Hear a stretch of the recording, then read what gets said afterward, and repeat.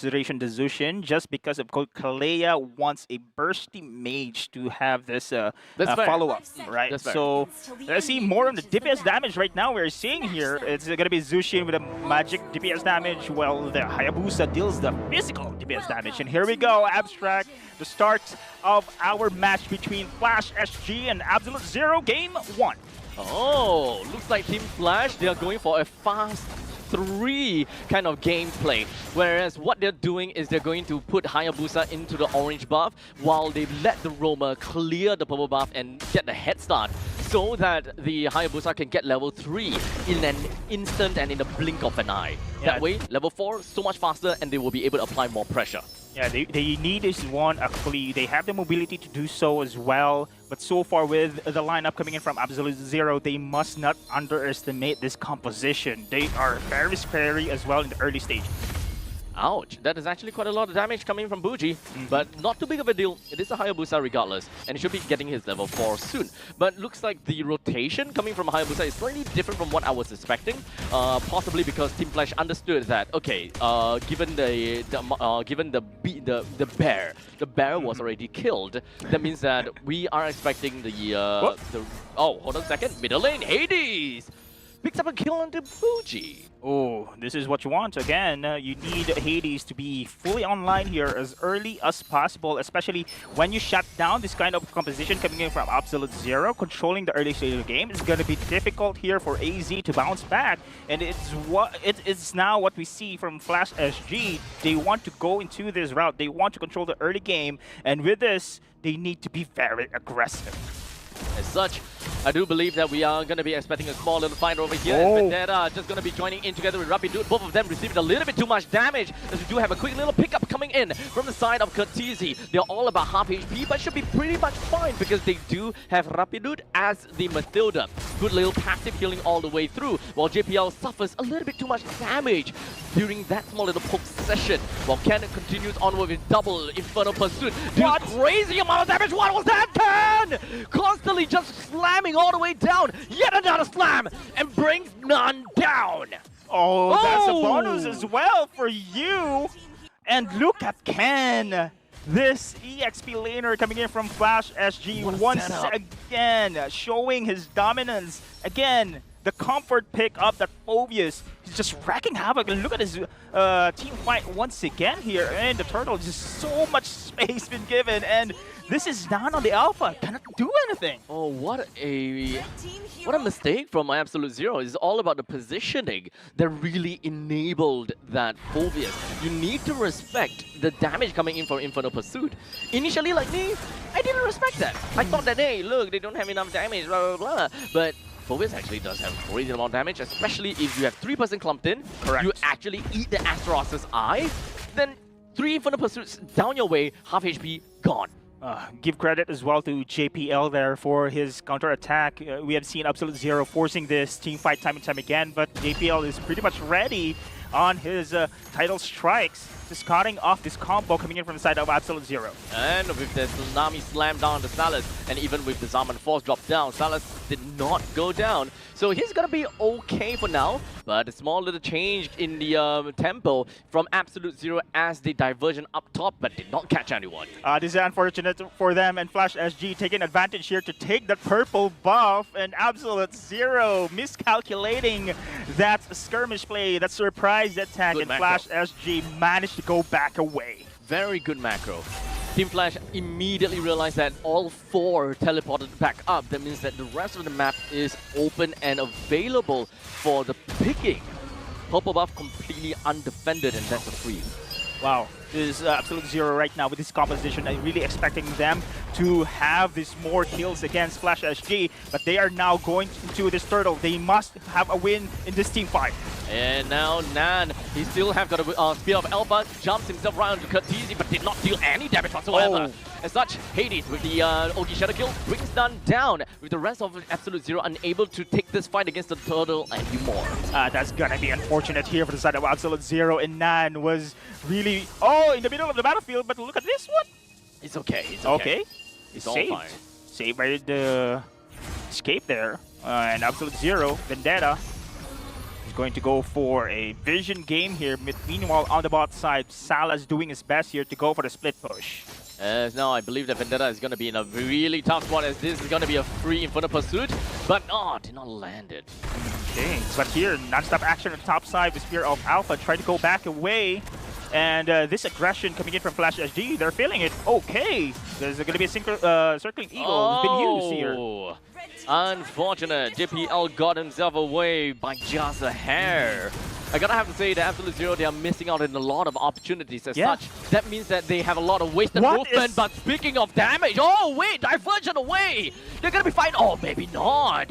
We still got a kill in favor of Curtizi. Now Vanek takes the opportunity of a diversion play up north.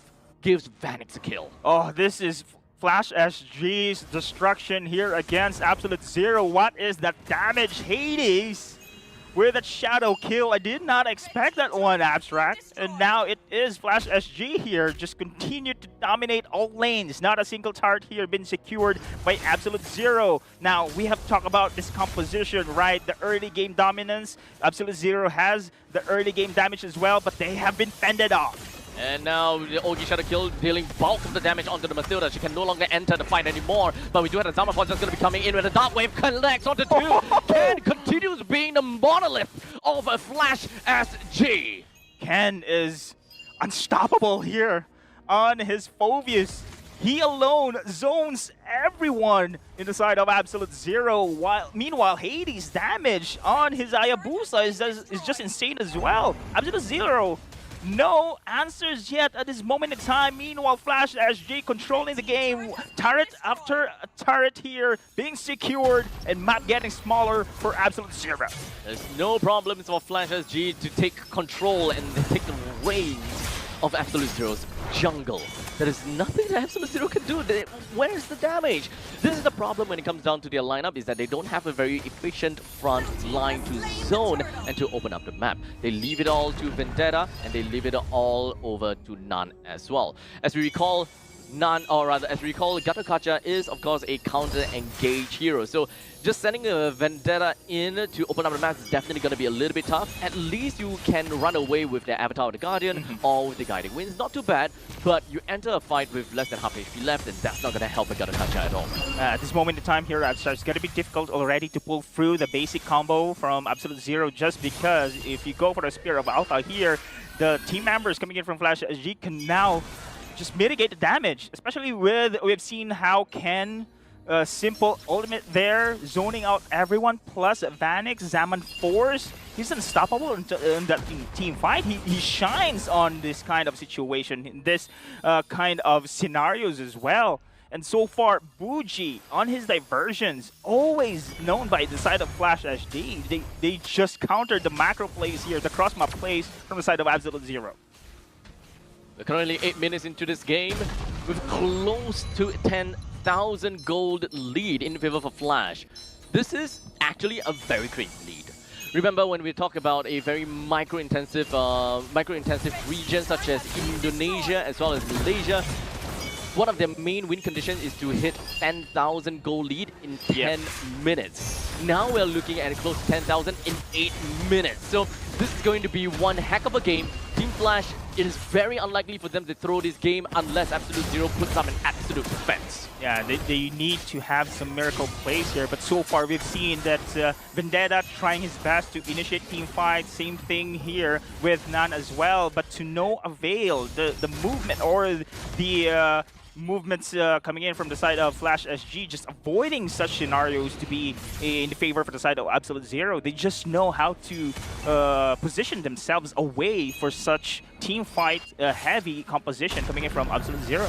We got a pretty good macro play from Team Flash as well, as they put up a heavy lane up to the northern side, in fact setting up for a slow push. Absolute Zero are forced to respond to that lane, and this allowed all of Flash SG to focus all of their resources down in the bottom lane to get a free Lord. Yeah, again, we've seen that Vendetta tried his best to pick up JPL here, but to no avail, and JPL is just playing against them here. Now it's been caught off guard by the Spear of Alpha. Oh, unfortunately, he went down throughout the entire ordeal. There is a Lord that will be marching up to the northern side. So this should be more than enough for them to bring down this T2 turret in the middle lane. I wouldn't expect too much about taking any form of inhibitors. Yeah, 4v5 situation right now. I think this is the best scenario that Absolute Zero can have, but they're still waiting for the Lord to actually push here. They need to force this team fight, but instead it is actually Flash SG fending them off. Unfortunately for Absolute Zero, still no answers here for the aggression that Flash SG have. As the Lord now slowly marching over to Absolute Zero's base. The T2 now under siege and destroyed. Absolute Zero dealt with the Lord. They do have an alpha, so they're not too afraid about dealing enough damage.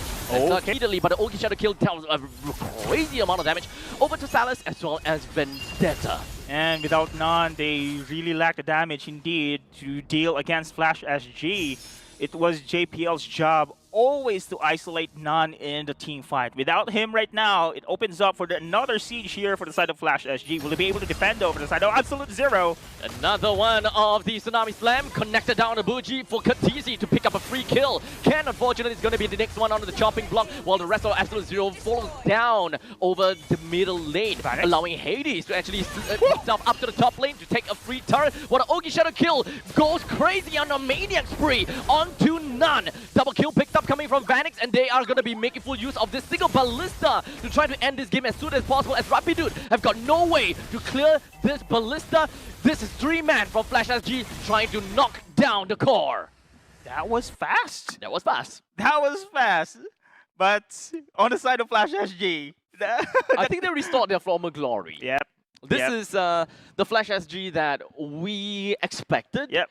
And it is definitely a little bit hard